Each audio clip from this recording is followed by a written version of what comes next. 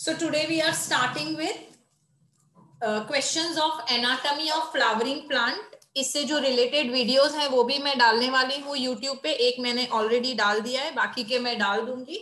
तो पहले वो वीडियोस देखेंगे, फिर क्वेश्चन सॉल्व करेंगे, पर फटाफट थोड़ा सा रिवाइज कर लेते हैं। तो यहाँ पे देखो, प्लांट में दो तरह के टिश्यूज हैं। कौन से? मेरिस्टेमेटिक और परमानेंट। मेरिस्टेमेटिक टिश्यू का मतलब क्या है? मेरिस्टेमेटिक टिश्यू का मतलब है जिसके पास इनडेफिनेट डिवाइडिंग कैपेसिटी है, जो हमेशा डिवाइड होते रहते हैं। अब इसमें तीन तरह के मेरिस्टेम्स हैं। कौन से तीन तरह के मेरिस्टेम्स हैं वो भी देख लेते हैं। You have apical meristem, intercalary meristem and lateral meristem. So, apical meristem का मतलब क्या है? ये टिप पे रहेंगे। किसकी टिप पे? स्टेम, रूट, ब्रांचेस की टिप पे। और इससे क्या बढ़ेगा? लेंथ बढ़ेगी। इंटरकैलरी मेरिस्टेम अपाइकल मेरिस्टेम में से ही डिवाइड हो रहा है और कहाँ हेल्प कर रहा है? इलोंगेशन में। कहाँ पे प्रेजेंट होगा? बेस ऑफ द लीव्स और बिलो द नोड्स। जैसे मिंट में it is present below the nodes, grasses में it is present base of the leave and above. Okay, तो ये भी बेसिकली आपको इलोंगेशन में हेल्प करेगा। लेटरल मेरिस्टेम, तो जो अपाइकल और इंटरकैलरी है वो इस तरह ग्रोथ में मदद कर रहे हैं, लेकिन जो लेटरल मेरिस्टेम है वो गर्थ या तो डायामीटर बढ़ाने में मदद कर रहे हैं। So they increase girth of the plant. Example तीन है, fascicular vascular cambium, interfascicular cambium and cork cambium. Cork cambium तक हमने पढ़ा था। इसके लिए एक टर्म है जो आप याद रखेंगे, फेलोजन। कॉर्क कैम्बियम को क्या बोलेंगे? बोलिए। Cork cambium phellogen. हाँ, आगे जाके ना बहुत सारे ऐसे टर्म आने वाले हैं, तब कंफ्यूज नहीं हो जाना। एक पेरिडम आएगा, एक फेलोडम आएगा। अभी हम सिर्फ याद रखेंगे cork cambium is known as phellogen, इतना खाली अभी हम याद रखेंगे। ओके, अब ये तो मैंने आपको बताया एपाइकल, इंटरकैलरी, लेटरल और उसके फर्दर डिविजन्स। अब इसको हम और दो तरीके से डिवाइड कर सकते हैं। कौन से दो तरीके से डिवाइड कर सकते हैं हम इसको? Like it can be primary meristem और सेकेंडरी मेरिस्टेम। प्राइमरी मेरिस्टेम का मतलब क्या है, अच्छे से समझते हैं। एनसीईआरटी टेक्स्ट बुक में नहीं दिया हुआ है। So what is primary meristem? If it is originated from embryonic cells तो हम उसको बोलेंगे इट इज प्राइमरी मेरिस्टेम। तो फिर से समझो, प्राइमरी मेरिस्टेम का मतलब क्या है? एम्ब्रियोनिक सेल से डिराइव किया है उसको। और सेकेंडरी मेरिस्टेम कहां से आया है? It is originated by de differentiation of permanent tissues. ये वर्ड समझे आप? डी डिफरेंशिएशन क्या मतलब है? डी डिफरेंशिएशन का देखिए, why is my pen not working? Okay, अरे क्या हो गया इसको? सो डी डिफरेंशिएशन का मतलब क्या है? देखो, तीन तरह के टर्म हैं जिनका आपको याद रखना है। एक है सेल डिवीजन। सबसे पहले सेल डिवीजन होगा, उसके बाद होगा डिफरेंशिएशन। डिफरेंशिएशन का मतलब जैसे सेल डिवाइड हो गया, फिर according to the need decide होगा कि वो पैरेन्काइमा बनेगा, स्क्लेरेन्काइमा बनेगा या कोलेन्काइमा बनेगा। एक बार वो परमानेंट टिश्यू बन गया, उसके बाद अब वो डिवाइड नहीं कर सकता। लेकिन एक रिवर्स रास्ता भी है। रिवर्स रास्ते में क्या हो रहा है? जो टिश्यू डिफरेंशिएट हो गए हैं उसका डी डिफरेंशिएशन हो रहा है, मतलब अब ये रिवर्स टर्न ले रहा है, और उसके बाद it can again undergo cell division. मतलब समझ में आया बच्चों? यस। तो डी डिफरेंशिएशन को थोड़ा सा याद रखना। ओके, अब हाँ बोलो बेटा। मैम ये एक बार समझाओ ना दोबारा। वापस से चलो, सेल डिवीजन हो रहा है, सेल डिवीजन के बाद डिफरेंशिएशन हो रहा है, और डिफरेंशिएशन के बाद ये जो टिश्यूज हैं ये बन गए permanent tissues. Permanent tissues do not have capacity of cell division. They cannot undergo division. Now they are permanent tissues. पर कभी कभी क्या होता है, permanent tissues undergo de-differentiation. What do they undergo? De-differentiation. और उसके बाद they again retain the capacity of cell division. तो ये प्रोसेस से जो मेरिस्टेम बनेगा उसको आप बोलेंगे सेकेंडरी मेरिस्टेम. आया समझ में? Yes ma'am. अब यहाँ पे देखिए, एपाइकल, इंटरकैलरी और फेसिकुलर मेरिस्टेम, ये किसके एग्जाम्पल्स हैं? प्राइमरी मेरिस्टेम के. क्यों? क्योंकि ये एम्ब्रियोनिक मेरिस्टेम में से ओरिजिनेट हुए हैं या तो ये प्रो मेरिस्टेम में से ओरिजिनेट हुए हैं. तो through out the life of the plant ये मेरिस्टेमेटिक ही रहेंगे, हमेशा डिवाइड करते रहेंगे. लेकिन वास्कुलर कैम्बियम, इंटरफेसिकुलर कैम्बियम और कॉर्क कैम्बियम, जिसके लिए हमने फेलोजन वर्ड पढ़ा, दे आर सेकेंडरी मेरिस्टेम. क्यों? क्योंकि वो परमानेंट टिश्यू के डी डिफरेंशिएशन से मेरिस्टेमेटिक बने हैं. पहले मेरिस्टेमेटिक नहीं थे, पहले परमानेंट टिश्यू थे, पर फिर डी डिफरेंशिएशन हुआ तो वो वापस से मेरिस्टेमेटिक बन गए. तो प्राइमरी और सेकेंडरी का डिफरेंस समझ में आ गया आपको? Yes ma'am. Great. Yes madam. Okay, nice. अब देखो, परमानेंट टिश्यूज क्या है? which have lost the power of cell division. ये कलर मुझे मजा नहीं आ रहा, मैं थोड़ा कलर चेंज करती हूँ. So permanent tissues are the one which have lost the power of cell division. दो तरह के हो सकते हैं, सिंपल एंड कॉम्प्लेक्स. सिंपल कौन से हो जाएंगे? जिसमें सिमिलर तरह के सेल्स हैं, only one type of cells are included और उनके फंक्शन भी सिमिलर ही है. जो तीन तरह के हो सकते हैं, पैरेनकाइमा, क्लोरेनकाइमा एंड स्क्लेरेनकाइमा. तो पहले पैरेनकाइमा की बात करते हैं. थिन वॉल्ड लिविंग सेल्स हैं, थोड़ी थोड़ी इंटरसेल्यूलर स्पेसेस हैं. सेल वॉल किसकी बनी हुई है? सेल्यूलोज की. ये प्राइमरी सेल वॉल है. बाद में एक सेकेंडरी सेल वॉल भी ले होती है जो बनी हुई है कैल्शियम पेक्टेट की. ये बात एनसीईआरटी में नहीं दी हुई है. अच्छा, फंक्शन क्या है इसका? बहुत सारे फंक्शन है. Storage, absorption, lateral conduction, photosynthesis. जब प्लांट एक्वेटिक है तो उसको फ्लोट करना है, तो प्रोवाइडिंग बोयंसी जैसे लोटस में, सिक्रीटिंग समथिंग, ये सारे फंक्शंस हो गए आपके पैरेनकाइमा के. क्लियर है? अब जो नेक्स्ट तरह का है वो है क्लोरेनकाइमा. तो क्लोरेनकाइमा देखते हैं कैसा है. Okay, I should close this and then I can move the page. Wait. Oh, बहुत ज्यादा मूव हो गया ये. एक मिनट. हाँ,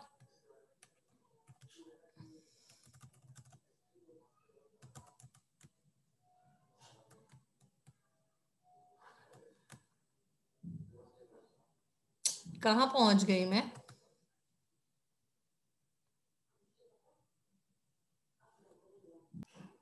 अब बात करेंगे कॉलेनकाइमा की. तो कॉलेनकाइमा में कैसे सेल्स हैं? Non lignified. लिग्निन क्या है? एक थिकनिंग है जो आप स्क्लेरेनकाइमा में देखेंगे. तो कॉलेनकाइमा किसके बने हुए हैं? दे हैव थिकनिंग ऑफ, आपकी बुक में तीन चीजें दी हुई है एनसीईआरटी में, सेल्यूलोज, हेमीसेल्यूलोज और तीसरा क्या था? पेक्टिन. ठीक है, यहाँ पे दे दिया है पेक्टोसेल्यूलोज. तो आप याद रख दीजिए कि इसके जो सेल्स हैं उसके बीच में उसकी जो वॉल्स हैं उस पे थिकनिंग है. कौन से तीन तरह की? Cellulose, hemicellulose, pectin. काम क्या है उसका? Providing mechanical strength to what? To young dicot stems, क्योंकि वो फ्लेक्सिबल होती है. Petioles, leaves. अब देखो ये दोनों चीजें दे रहा है, मैकेनिकल स्ट्रेंथ भी दे रहा है और फ्लेक्सिबिलिटी भी दे रहा है. ये जनरली कहाँ प्रेजेंट होगा? हाइपोडर्मिस में, epidermis is the outermost layer, उसके नीचे हाइपोडर्मिस में प्रेजेंट होगा। और कभी कभी जब उसमें क्लोरोप्लास्ट प्रेजेंट है तो आप उसको बोलोगे क्लोरेनकाइमा। स्पेलिंग क्या लिखोगे? क्लोरेनकाइमा। ठीक है। Next is sclerenchyma.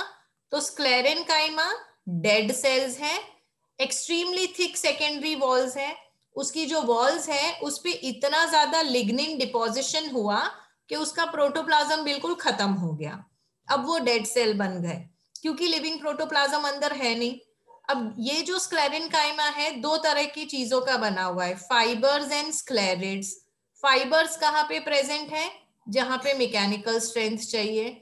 स्क्लेरिड कहाँ पे प्रेजेंट है? स्टोन सेल्स बोलते हैं इनको, फ्रूट की वॉल्स में है, नट्स जो भी आप खाते हैं, काजू बादाम अखरोट, उसकी वॉल में है, लेग्यूम्स जो दालें खाते हैं हम, स्प्राउट्स खाते हैं, उसके सीड कोट में है। Okay, so that is about permanent tissue. अब आज हम इतना ही पढ़ेंगे और इससे रिलेटेड ही क्वेश्चंस सॉल्व करेंगे, ठीक है ना? इससे रिलेटेड क्वेश्चन सॉल्व करना शुरू करें।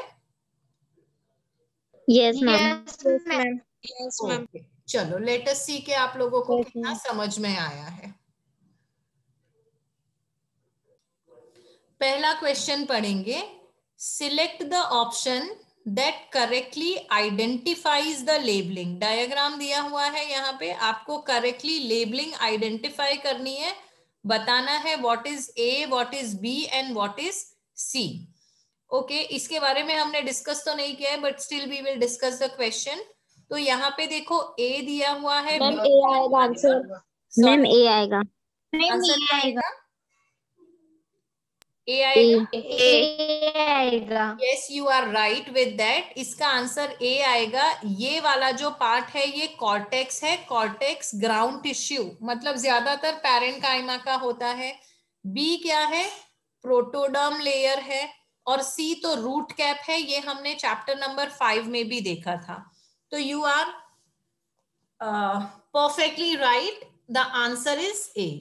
I'll go to question 2 now. Read the following statements regarding meristematic cells and select the correct ones. चलो, मेरिस्टेमेटिक सेल्स के बारे में क्या क्या चीजें सही है बतानी है। Ability to grow and divide, बिल्कुल सही। Cells have dense cytoplasm with prominent nucleus, ये भी सही है। well developed ER and mitochondria are present, ये सही है या नहीं है बताइए मुझे। मेरिस्टेमेटिक सेल्स को ER और माइटोकॉन्ड्रिया की जरूरत है क्या? No ma'am. नहीं है। तो आपका आंसर क्या होना चाहिए? No madam, A. तो आपका आंसर होना चाहिए ए। Very good. ओके, नीचे चलते हैं। So I should go down like this. Okay, अब पहले इसको थोड़ा सा मुझे क्लियर कर लेना है। ओके, अब यहां पर देखिए, identify the given figure and select the correct option of A, B and C. थोड़ा सा ध्यान से देखते हैं कि ये क्या है। ए क्या है, बी क्या है और सी क्या है। तो ए बताया है लीफ प्राइमोडियम, जहां से लीफ अराइज होगा। बी है शूट अपाइकल मेरिस्टेम, ये भी सही लग रहा है। जो शूट के अपेक्स में मेरिस्टेम है that will be known as shoot apical meristem. See यहाँ पे बताया है अपाइकल बर्ड, जो कि गलत है। अपाइकल बर्ड यहाँ ऊपर होगा, नीचे नहीं होगा। तो सी क्या हो सकता है? एक्सिलरी बर्ड हो सकता है। तो आंसर क्या आना चाहिए? B. B. Yes, the answer is B. Okay, well done. Let's go to the fourth question now.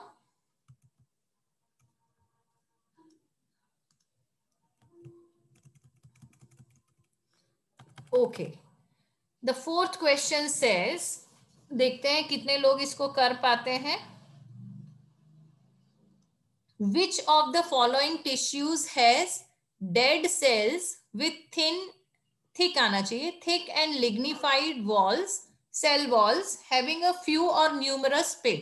सबको आता है मेरे ख्याल से। आंसर बताइए क्या आएगा? करेक्ट। जैसे ही लिग्निन और डेड सेल्स आया, it is sclerenchyma. Next question, both apical meristem and, ये भी सबको आता है, अपाइकल और इंटरकैलरी प्राइमरी मेरिस्टेम को बोलेंगे, सबको आता है। ट्रैकिड वेसल मैंने स्कूल में पढ़ा दिया था, पर अभी मैंने ब्रश अप नहीं किया है, तो क्वेश्चन नंबर 6 ले क्या हम लोग? 12th स्टैंडर्ड को थोड़ा थोड़ा याद है क्वेश्चन नंबर 6, तो मैं ले लूं। शुड वी टेक इट और शुड वी लीव इट? ले लो मैम। चलो ले लेते हैं। अब यहाँ पे देखो, बात की है जाइलम की। जिन्होंने नहीं पढ़ा है मैं बता दूं, जाइलम में 4 कंपोनेंट्स होते हैं, इसीलिए उसको कंपाउंड कॉम्प्लेक्स टिश्यू कहते हैं, नॉट कंपाउंड, कॉम्प्लेक्स। कौन से 4 कंपोनेंट्स हैं उसके? वेसल, ट्रैकेड, जाइलम फाइबर और पैरेन्काइमा। 11th स्टैंडर्ड के बच्चे मुझे बताएंगे जिम्नोस्पर्म्स में क्या प्रेजेंट नहीं होता है? Vessels. Very good. Vessel. Gymnosperms में वेसल्स प्रेजेंट नहीं है। अच्छा, मुझे बताइए मेन कंडक्टिंग एलिमेंट्स कौन से हैं? Tracheids and vessels. Tracheids and vessels. Fibres mechanical strength देंगे, पैरेन्काइमा स्टोरेज का काम करेंगे। ओके, अब हम देखते हैं कि यहाँ पे क्या लिखा है। वेसल्स, इसमें से क्या सही रहेगा वेसल्स के लिए, वो हमको चूज करना है। Cells are living with thin cellulosic cell wall. I don't think it is correct.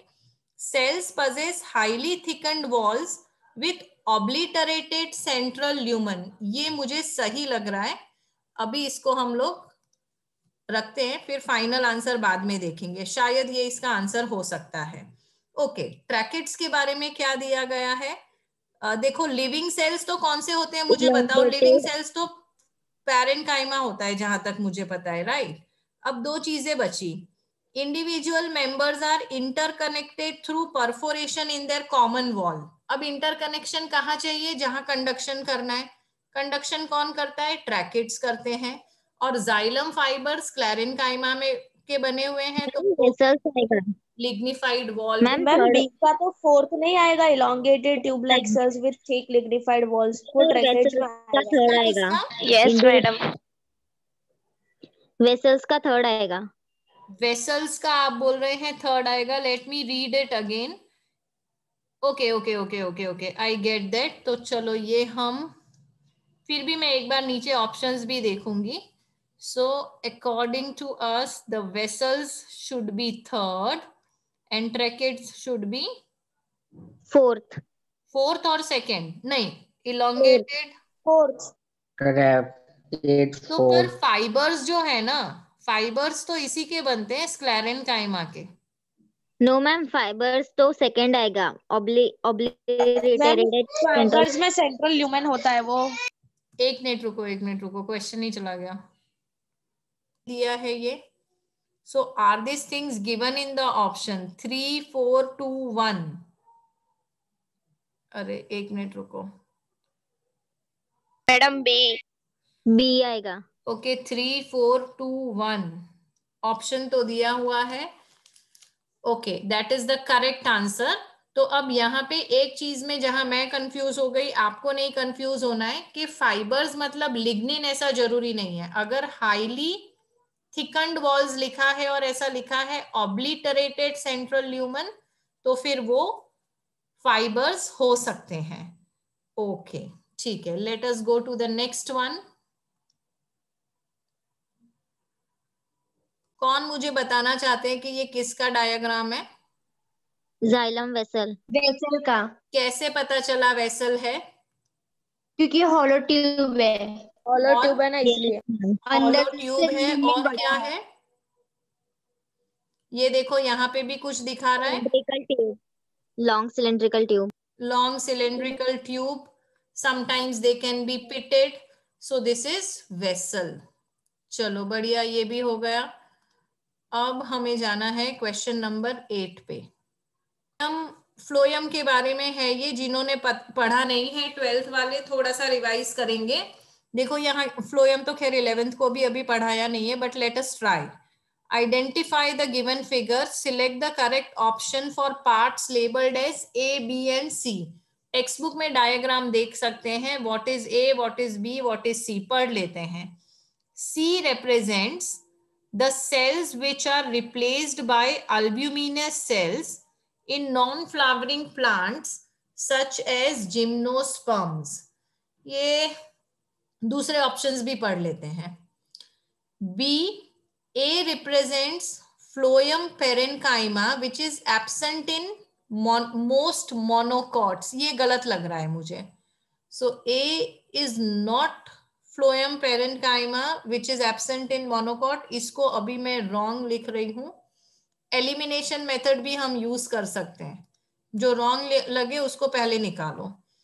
B represents cells which become dead on maturity. ये भी गलत बात है. देखो ये तो जो कंडक्शन करते हैं वो सेल्स हैं, तो ये भी मेरे ख्याल से गलत हो सकता है. ऑल ऑफ दीज तो खैर नहीं है. I think the answer is a. Okay, C represents the cells which are replaced by albuminous cells in non-flowering plants such as gymnosperm. अब ये सेंटेंस को याद रखेंगे, जब मैं फ्लोएम पढ़ाऊंगी तब इसको डिटेल में देखेंगे, कि अभी देख लेना है. Should I go back to the explanation और should I continue solving the question? बताइए क्या करना है. वो तो हो जाएगा. तो यहाँ पे देखो फ्लोएम के बारे में हम कुछ पढ़ लेते हैं, जो अभी हमने देखा था ना उसको थोड़ा सा क्लियर कर लेते हैं. फ्लोएम पहली बात तो क्या करेगा, फूड मटेरियल को ट्रांसपोर्ट करेगा. कहाँ से कहाँ? फोटोसिंथेसिस लीव्स में होता है, तो लीव से दूसरी जगह लेके जाएगा. क्या क्या है अंदर? सीव ट्यूब है, कंपेनियन सेल है, फ्लोएम पैरेन्काइमा है और फ्लोएम फाइबर है. अब ये वाला सेंटेंस हम बहुत ध्यान से पढ़ेंगे और इसको याद रखेंगे नीट के लिए. क्या लिखा है? Gymnosperms lack sieve tubes and companion cells. They have albuminous cells and sieve cells. तो जिम्नोस्पर्म में क्या नहीं होता है बताओ? सीव ट्यूब्स और Sieve tubes and companion cells. Sieve tubes और कंपेनियन सेल्स नहीं होते हैं, और उसकी जगह क्या होता है? Albuminous cells and sieve cells. ठीक है. अब एक बार मुझे आपको डायग्राम भी दिखा देना है ताकि मैं इसको और अच्छे से समझा पाऊं आपको. सो डायग्राम के लिए, अरे रुको, हाँ ये नहीं, ये वाला डायग्राम देखो, फिर भी यहाँ थोड़ा सा दिख रहा है. If you see in the diagram, यहाँ पे देखो ये क्या है, कंपेनियन सेल्स है ना. तो ये कंपेनियन सेल्स एंजियोस्पर्म्स में होंगे, जिम्नोस्पर्म्स में इसकी जगह क्या होंगे? अल्ब्यूमिनस सेल्स होंगे. क्लियर है बच्चों थोड़ा सा? हाँ. Yes, ma'am. है ना. ओके, बेटर डायग्राम इसमें है नहीं, तो इसी डायग्राम से समझेंगे. ठीक है, we will go to the next question now. फिर से कर लेते हैं. तो एक बार फिर से यहाँ पे बता दो. Oh my God, I am so sorry, पता नहीं कहाँ से बाकी थी रिकॉर्डिंग.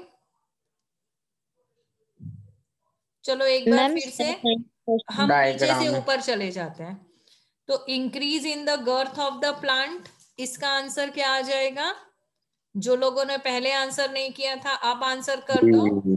प्राइमरी और सेकेंडरी लेटरल मेरिस्टेम से क्या होगा? लेटरल ग्रोथ होगा, सेकेंडरी ग्रोथ नहीं होगा. जब लेंथ बढ़ रही है प्लांट की तब क्या हो रहा है? प्राइमरी ग्रोथ हो रहा है. और यहाँ पे I should be going up and let me show you the diagram once again. Okay. तो ये आपका हो गया जोन ऑफ मैच्यूरेशन, ये आपका हो गया जोन ऑफ इलोंगेशन, ये हो गया मेरिस्टेमेटिक जोन, और ये आपका हो गया रूट कैप. तो इसका आंसर आ जाएगा डी. आई डोंट नो कब से हमने रिकॉर्डिंग नहीं रिज्यूम किया था. ऊपर वाला, sclereids are present, sclereids are present everywhere. Nuts में भी होते हैं, ग्रिट में भी होते हैं, सीड कोट में भी होते हैं. तो इसका आंसर आ जाएगा ऑल ऑफ दीज, और इसका आंसर आ जाएगा 1 and 3. फ्लोएम पैरेन्काइमा, ओके, इसको क्लियर करना पड़ेगा. So phloem parenchyma is absent in most monocots, correct है। ये वाला गलत है और ये वाला सही है, तो इसका आंसर आ जाएगा 1 and 3। ओके, ठीक है, देखते हैं, एक और क्वेश्चन ले सकते हैं। इसके ऊपर वाला भी 8 भी एक बार देख लेते हैं।